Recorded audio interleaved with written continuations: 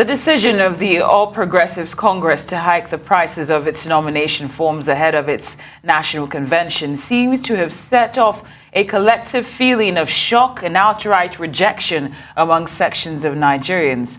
Most reactions in the wake of that decision have been highlighting its symbolism of a growing disconnect between the political class and Nigerian citizens. But not everyone is on the same page on this, though. We are now being joined by Adedayo Shittu, an aspirant for a House of Assembly seat in Ogun State, southwest of Nigeria, to have a quick chat around this matter. Thank you for joining us on Newsday. Well, it's a pleasure. Well, you got quite the profile in terms of working with the hospitality sector and also in public office. I'd just like to ask you about your thoughts on this very expensive purchase when it comes to the nomination forms. So I do like by saying that APC National Executive Council has the right to decide how much and how they want to sell their nominations forms or expression of interest forms as this. But it's a conspiracy from the political elites to disenfranchise a number of Nigerians and continue to do Nigerian political system as a business instead of choosing people based on capacity, integrity, and character, which is to be the basics for choosing people leadership in any phase, whether country, business, or whatsoever. However, Nigerian political class has continued to try its best to ensure that people are disenfranchised as much as possible by bringing this outrageous amount, something that does not even agree with the economic situation of Nigeria. This is in a country where we borrow to fund our budgets. Students are on strikes, different situations on the country at the moment. And one would wonder, how will people actually raise this fund? If you're a businessman in Nigeria, can you actually raise 100 million naira for something that you're not sure of? This is just you're expressing your interest. It's a nomination. It's not even the campaign in itself, because a lot of people have argued that campaign is expensive anywhere in the world. But this is just the first phase. It's just for you to express your interest alone. You're paying 100 million naira to contest for a position in Nigeria, in a country where there is different crime happening every day. And hardly can you see a Nigerian most Nigerians can afford more than $10 to feed per day.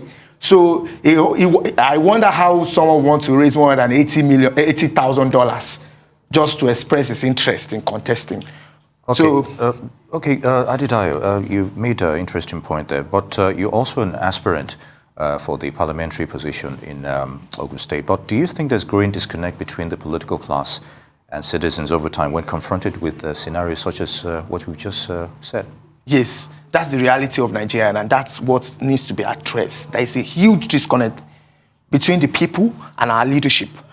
The reality of what political class are actually doing does not correlate with what is happening.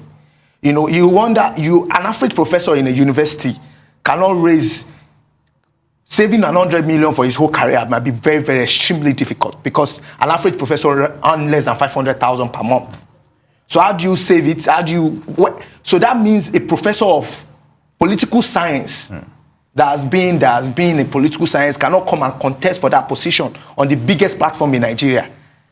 People that have read, that made research, that understand people's need, they cannot contest. So that's why I said that the political elites are trying to disenfranchise Nigerians from actually taking part in the political system. They want to commercialize the country in such a way that it's only people within their class that can continue to turn this thing around each other.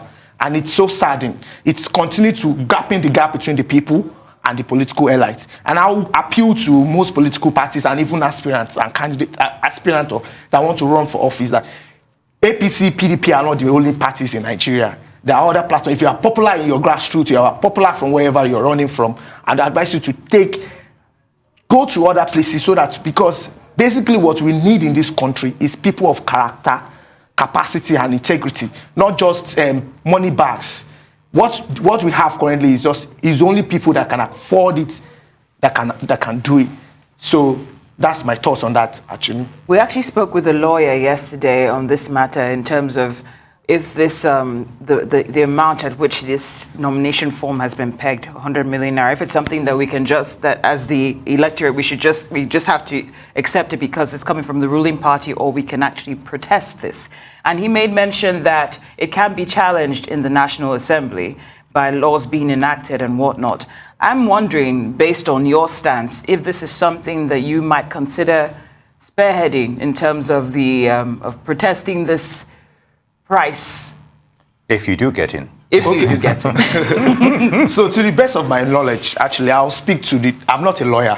I've done food all my life, all my working life. Hospitality, basically.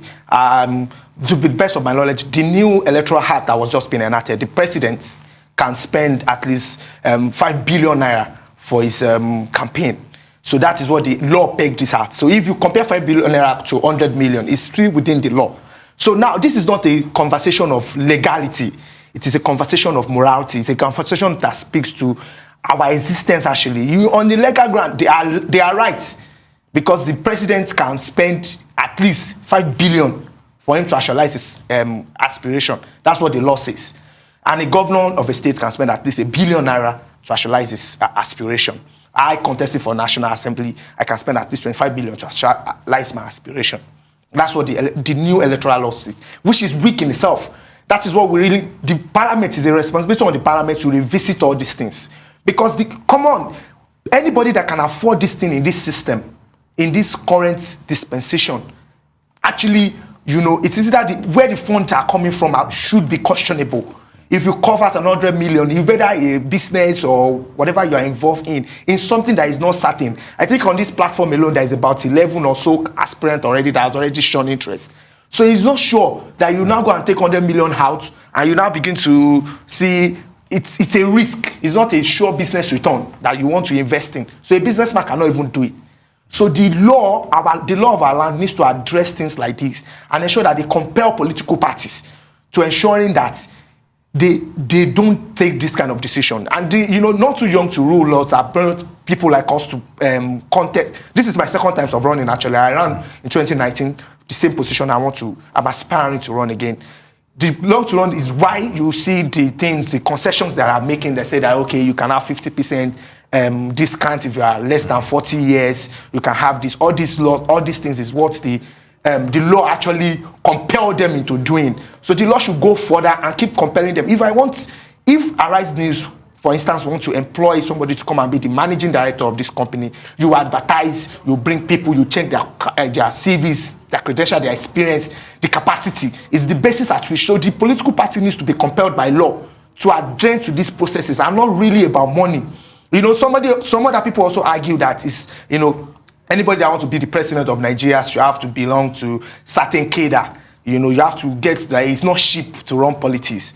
This is not the basic thing that we need at this situation. We need capacity.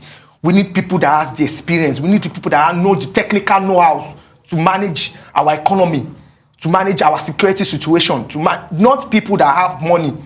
Because what the political class are currently doing, they bring out the resources. That's where you begin to see some certain personalities after 200 million. All right, if I may just come in yes. in 1 minute. Do you think Nigerians themselves are politically matured to go beyond money politics? Yes, we're talking about, people of character, integrity, and whatnot, but can we move away from that money aspect of politics? So that is another very interesting topic. Yeah, very interesting conversation there. Even Nigeria in itself, even the Nigerian people in itself, know what the political class are currently planning for is raising money. They are trying to use all their resources to gather enough fund so that they can face the people, because the people are already waiting. You understand? So Nigerian politically are not as mature as you are, like I said, to understand politics beyond money. But it is because the ruling class, they have disenfranchised the people. They have corrupted our minds. They have ruined the system. They have made people extremely poor that they only can survive. The people need to think about their belly first before they can even process anything.